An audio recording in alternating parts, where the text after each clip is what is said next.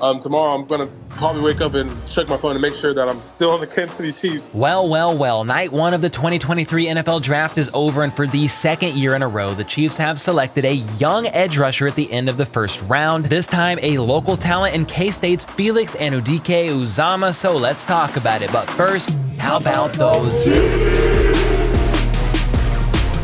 Night one of the 2023 NFL Draft had a few interesting turns, to say the least, with the Texans trading up so they could pick back-to-back at pick 2 and pick 3. Then 2 running backs were taken really early, one at 8, one at 12. Then absolutely no wide receivers were taken until pick 20. Then 4 in a row were taken off the board immediately after. And from there, the Chiefs ended up surprising some by not trading up at all and opting to stay disciplined, taking defensive end Felix Anudike-Uzomah at pick 31. It's pretty wild that the defending Super Bowl champs, the Kansas City Chiefs, who also happen to be hosting the draft in Kansas City, end up drafting a defensive end who was born in Kansas City, Missouri, then played high school football for Lee Summit, college at K-State, and is now a Kansas City Chief. Felix racked up 19.5 sacks and 25.5 tackles for loss over the last 2 seasons at K-State. He started all 14 games in 2022, coming away with 46 tackles, 11 tackles for loss, 8.5 sacks, 2 forced fumbles,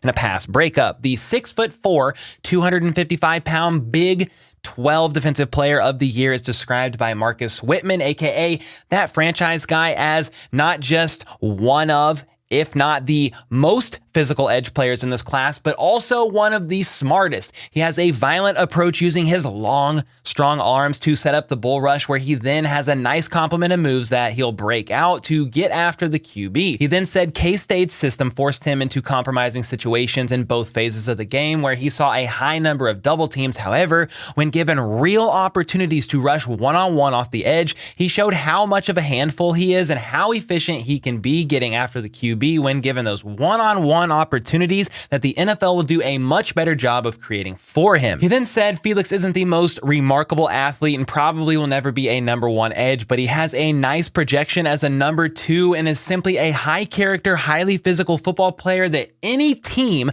would be happy to have on their team. Andy Reid said Felix does well as both a pass rusher and against the run. They felt he was the best available player on the board for them at pick 31 and noted that Spags and Cullen both loved the guy, which I feel like it's pretty key to have the defensive coordinator and the D-line coach in agreement, especially Joe Cullen, man. They have some differences in what they like based on schemes that they've run in the past when, Joe Cullen was a defensive coordinator, for example, but they were both in agreement. They both got their guy. Andy then said it was a pretty easy decision right there. We felt comfortable enough to take him at pick 31 and not trade ourselves out, which we had opportunity to do, but we wanted to stay right there and take him. And Brett Veach talked about Felix's age, the benefit they have with him being so young. He just turned 21 in January, and at pick 31, Veach said that Felix was their clear-cut top guy remaining on their board. They did get calls from teams who were trying to get into the end of the first round, so pick 31, and offered the Chiefs, a way to trade out, giving them some more compensation, but Veach said it would have put them into the mid-40s of round 2, and they would have then probably tried to trade back up earlier into the second round and feared basically missing out on some potential good players, possibly Felix, possibly somebody else, no idea. But they felt like the best thing to do, in spite of all the offers they got, was just to stay put and take Felix, who is a great player and fills a position of need. And I know some of you guys are disappointed in the pick, hoping instead that the Chiefs would have, traded up, snagged someone else. Well, when the run of wide receivers started happening at pick 20, Veach opted to instead stay disciplined and stay the course of filling out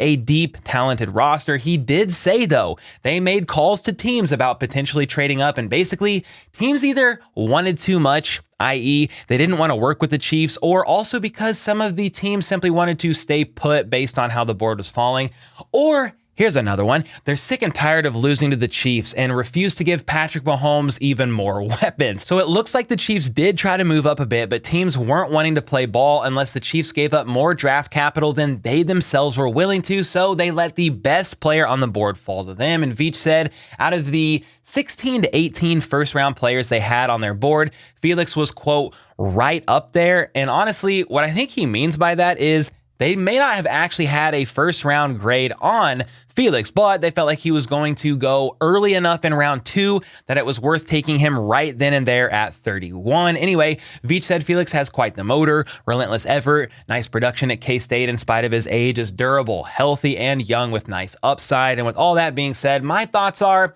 he was a good pick, maybe not a great pick, like, oh my God, pick, like the Chiefs trading up, to 21 or whatever for Quentin Johnston. Everybody would have lost their minds. It was a position in need, right? Defensive line, O-line, or wide receiver were the 3 that I said this is what the Chiefs will probably do. And it's probably going to be the not so sexy pick, meaning one of the lines.